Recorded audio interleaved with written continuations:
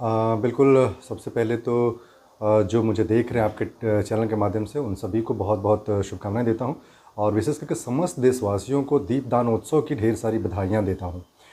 Actually आडंबर देश को बर्बाद कर रहा है, आप जानते ही हैं। तो हम तो कहें कि साइंटिफिक टेम्परामेंट डेवलप करिए, आडंबर के चक्कर में नहीं पड़िए तो ज़्यादा अच्छा होगा। क्योंकि विज्ञानवादी, समतावादी, संविधानवादी बनकर के ही देश की पहचान गढ़ी जा सकती है, ये बात बहुत स्पष्ट है।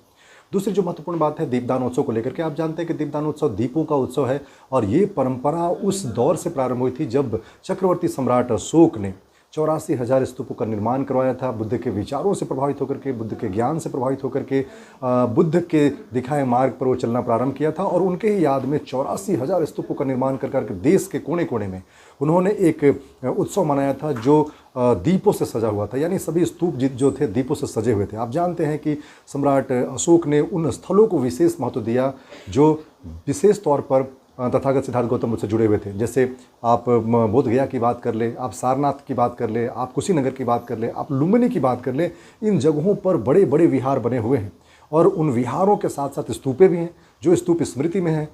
और ये स्मृतियाँ किन के लिए हैं? ये स्मृतियाँ सिद्धार्थ गौतम महामानव के याद में ही स्मृतियाँ हैं। तो दीपदान उत्सव का यानी जो जिसे आज हम दीपावली कहते हैं और दीपावली के नाम पे जुआ खेलना, दीपावली के नाम पे कई प्रकार की भ्रामक चीज़ें होना, कई प्रकार का दिखावा होना, कई प्रकार के पटाखे छूटना, ये सारी चीज़ें कहीं ना कहीं उससे जुड़ी हुई नहीं है। ये भ्रामक चीज़ें हैं। जो यथार्थ है, जो सच है, वो यही है कि दीपदान उत्सव सीधे तौर पर तथागत सिद्धार्थ गौतम बुद्ध से जुड़ा हुआ है, उनके याद से जुड़ा हुआ है और सम्राट अशोक के महान प्रयासों से 84,000 स्तूपों के निर्माण से जुड़ा हुआ साथियों।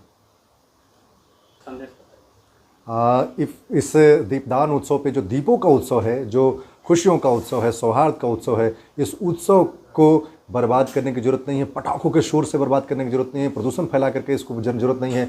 जुआ खेल करके इसको जो धूमिल करने या इसको बर्बाद करने की आवश्यकता नहीं है। खास करके जुआ इस कदर खेला जाता है कि घर और अपनी सारी संपत्ति भी दांव पे लग जाती है। अब बताइए कि आप सम्राट अशोक के विरासत को आगे लेकर के बढ़ रहे हैं, तथागत गौतम बुद्ध के जीवन से जुड़ रहे हैं और ऐसे बर्बादी कर रहे हैं। तो युवाओं से विशेष करके हम आग्रह करेंगे कि जुआ नहीं खेलना है। पटाखे इतने मात्रा में जलाएं ही क्यों, जो प्रदूषण हो और आप बीमार पड़े तो आप प्रदूषण रहित दिवाली मनाएं, जिसे हम दीपदान उत्सव कहते हैं, और खुश रहें और अपने परिवारजनों को भी खुश रखें।